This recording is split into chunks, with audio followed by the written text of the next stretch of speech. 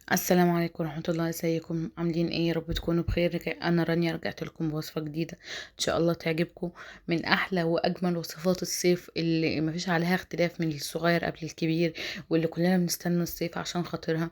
ايس كريم، حاجة طبيعية كده 100% موجودة في البيت، ما بنستغناش عنها طول الصيف، لازم تكون موجودة في البيت. عايزين نعملها بمكونات بسيطة ومكونات موجودة عندنا، ما تكونش مكونات معقدة وبخطوات معقدة، او بحاجات مش موجودة عندنا ومش متوفرة. لا، انا جايبه لكم ايس كريم اقتصادي جدا جدا، ما فيهوش اي حاجات خزعبليه، وان شاء الله يعجبكم وتجربوه. معايا هنا منجتين، سواء فريش او موجودين عندي في الفريزر، وكيس كريم شانتيه المتوفر عندك اي نوع، ومعلقتين عسل. هنا بقى اضرب المانجا بتاعتي، سواء عندك مكنه الايس كريم او مش متوفر عندك، بضربهم في الخلاط بدون اي اضافات خالص.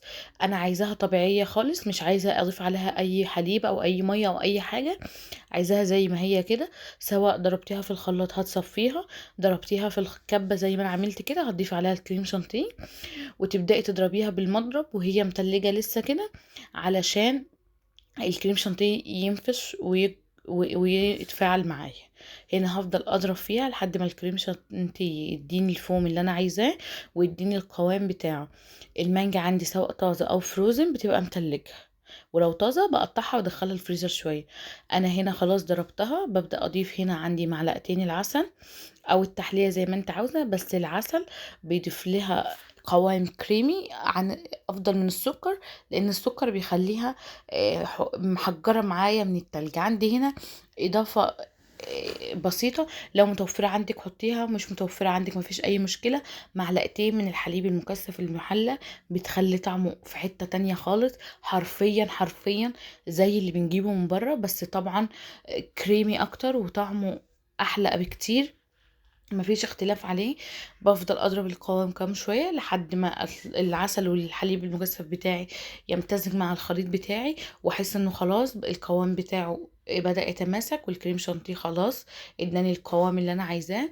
هنا في اي قالب طويل او مربع، ولو ما عنديش حاجه خالص، في علبه حافظ طعام او علبه تلاجة، اي حاجه متوفره عندك، وابدأ ادخلها الفريزر. هنا بعد ما سبتها حوالي 3 أو 4 ساعات في الفريزر، والله حرفيا كريمي، ما فيهاش اي تكتلات تلج، ما فيهاش اي الخشونه بتاعت او الجرشه بتاعت التلج اللي احنا بنشوفها في الايس كريم دي، ومكونات بسيطه جدا.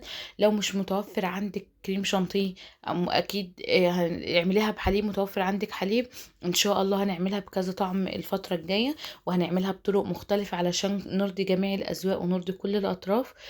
انا حبيت اجرب معاكي برضو، لو ما عندكش المعلقه او البوله بتاعه الايس كريم، بمعلقه طعام عاديه جدا مفيش اي مشكله، وكريمي جدا وبيسحب معايا. حاجه ما شاء الله، مفيش انضف من كده ولا احسن من كده حاجه تقدميها لولادك. وحاجة بسيطة جدا، حاجة كريمية جدا، حاجة تحفة، ما فيش اختلاف عليها. عاملاها وانا ضمناها وواثقة فيها، وهوكلها لبنتي وانا واثقة فيها 100%. ما فيش اي اختلاف، القوام حاجة كريمي كده، حاجة تحفة ما شاء الله. هنا بعد ما دخلتها تاني الفريزر وطلعتها علشان اوريها لكم وهي متجمدة، ما فيهاش اي تكتلات، ما فيهاش اي نجرشة من التلج، حاجة ما شاء الله تحفة. ان شاء الله تجربوها، مستنية تعليقاتكم وكومنتاتكم ان شاء الله. ما تنسوش تدعموني بلايك واشتراك، علشان ده هيكبر الصفحة عندي وهتكبر القناة عندي، وهيدعمني ان انا اكمل. ويا ريت يا جماعة، معلش بليز يا جماعة، معلش من فضلكم، اللي بيتفرج ومش عامل اشتراك، يعني ادعمني، مش هتخسر اي حاجة لو عملت اشتراك، انت كده بتدعمني وكده بتشجعني ان انا اكمل واكبر اكتر واكتر.